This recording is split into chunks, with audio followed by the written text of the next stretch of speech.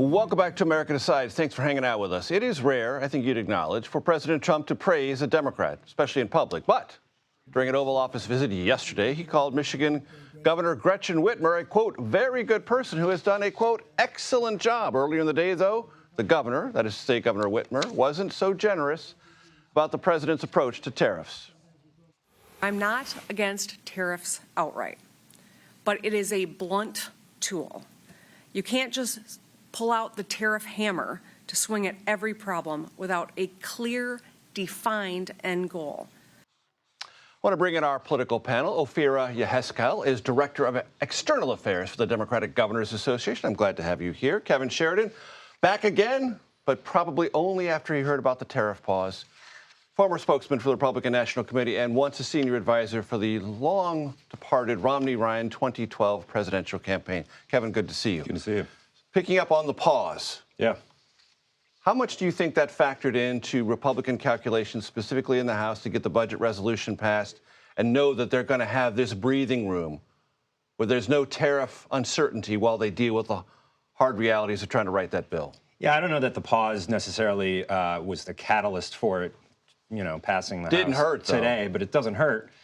It gives everybody a little bit of breathing room and gives the stock market a little bit more confidence, although it went down again today a little bit. Didn't look very confident today, especially when the Dow was down 2,100. Yeah, so, look, Republicans are going to have to get this passed. I think this, as soon as possible.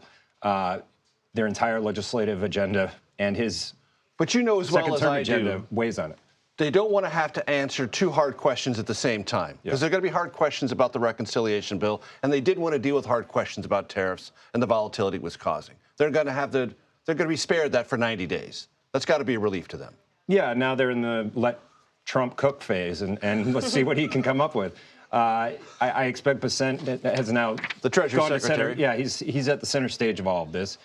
They're going to have to start announcing some deals quickly, though, within the next couple of weeks. The burden is something that they've themselves put some more have confidence created. Back in the markets. Right. Make it look like there really is a plan here. Ofirah, I want to ask you about Jared Polis, the Colorado Democratic governor, because he responded almost immediately to Gretchen Whitmer. Now, all of us in the political reporting world want to find little cage matches for 2028 as soon as we can. It's a small octagon, but it's one nonetheless, where the governor says, hey, tariffs are bad outright because they lead to higher prices and destroy American manufacturing. Do you imagine Democrats are going to start quarreling with themselves or try to focus all the attention on Trump? I think where Democratic governors are united is doing what's right for the people of their states. So I think Governor Polis has an opinion, and so does Governor Whitmer. But I think they're all in alignment on the fact that Trump's across-the-board approach on tariffs has been disastrous for the American people, and they're the ones who are being hurt here at the grocery store, at the pump, and when we're talking about things like housing and affordability. These tariffs really put a huge impact and cost on that. And you're talking about a 90-day pause, but with Trump, anything can happen. And I think we could see that volatility would continue and that chaos could continue. And I think Democratic governors are the one with a real economic message, and they're the ones who are really fighting to make life more affordable for people in their states. So I think they share that. Now, you know where the White House has been the last 3 days on this, saying, well, let's go back through some statements from Nancy Pelosi, Chuck Schumer, this Democrat, that Democrat, decrying trade imbalances with China. And the White House says they didn't do anything. Now Trump is, and suddenly Democrats are hassling us about that. How would you respond to that line of argumentation from the Trump White House? I think there's certainly a way to be thoughtful about how we're engaging in trade. Nobody's arguing with that. But I think the way Trump is engaging here, creating a lot of uncertainty across the market, like we saw in the stock market, I think people really don't like that. And I know major CBS were in a poll about this the other day, where voters said they'd rather be focused on lowering prices instead of engaging in these unilateral trade wars with people. And I think people really don't like that uncertainty, whether you're a business owner or you're just a person trying to support your family. When you go to the grocery store right now and you get less when you're spending more, I think that's something that Democrats have no problem messaging on. Inflation's down. Right. And I'm glad you brought that up, Kevin, because I was talking to Kelly O'Grady about this at the top of the program.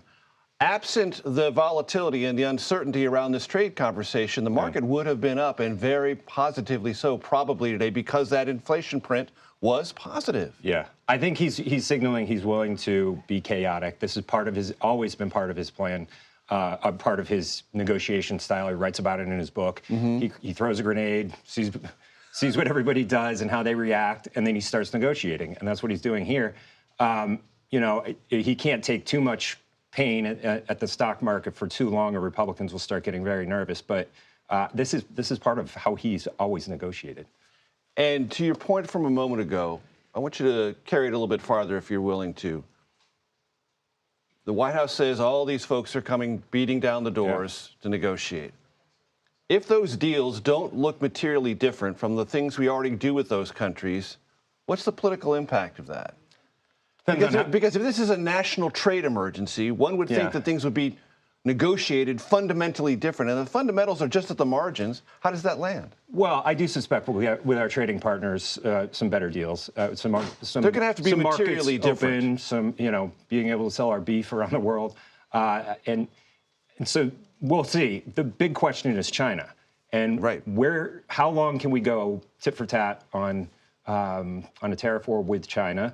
They buy a lot less from us than we buy from them, so you would think that we could probably last longer than they can. Yes, but our big companies can certainly last longer. But our small and medium-sized companies that do, because of the profit margin gain from less expensive goods manufactured in China, they're going to be hurt by this. This is why he's got to rally the entire world, right? This is why it's got to be the world versus China. We're going to get a better trade deal than we have now with the country that abuses their trade the most of anybody in the world. And if we can rally our allies, Ofirah, you're nodding. You want to jump in? Jump in. I'm hearing a lot of ifs and buts and coulds, and that's all well and good, but I think what people want to see is action. And that's not what Trump and Republicans are taking. They're creating a lot of, like you said, chaos and uncertainty. And it's people on Main Street who are really caught in the balance here. If you're trying to start a small business right now and you don't have the certainty of whether you'll be able to get the goods that you need at a fair market rate to be able to put your business forward, I think that's a really big question mark in people's lives. And whether you're able to go to the grocery store again and be able to get more with the money that you have is a real big question mark for people. And it goes directly in contrast to what Trump promised he would do on day one, which is lower costs for people. And I think people won't forget that. 2 governor's races coming up later this fall, Virginia, New Jersey. Which is more important? They're equally important, Major, but we're really excited to make sure to keep New Jersey blue and that we're going to flip Virginia this year. I think we've got a really exciting opportunity to elect a 9th woman Democratic governor in this country, which would be historic for us in Abigail Spanberger. First in the Commonwealth of Virginia, either way. Either way, making history, and I think we're really excited about Abigail Spanberger. We've got our general election matchup, and I think we're really, really eager to make the case for why we should awesome Republican flip that candidate state. there, though. Go ahead. Winsome Sears, African-American, excellent lieutenant governor. I think military veteran. I think she's got a real shot. And is Virginia or New Jersey a better prism into the midterms in 2026? Well, if Democrats lose in New Jersey, then they've got real problems. We came close before, but Virginia's probably a little easier to win than New Jersey. I think the lieutenant governor's got some real baggage. Just the other day, she said these tariffs are good and benefit the Commonwealth. She's also not been a real defender in terms of Virginia jobs. She's really saying that these layoffs that impact Virginia's economy are great for the Commonwealth. I think folks in Virginia who work federal job and are maybe being laid off by Doge and Elon Musk wouldn't agree with her. So I think we've got a real good case to make on the economy and the direction the Commonwealth goes forward. It's already heating up, folks. You can feel it right here at the table. Ofirah, Yheskel, Kevin Sheridan, thanks so much. I appreciate it. Thank you.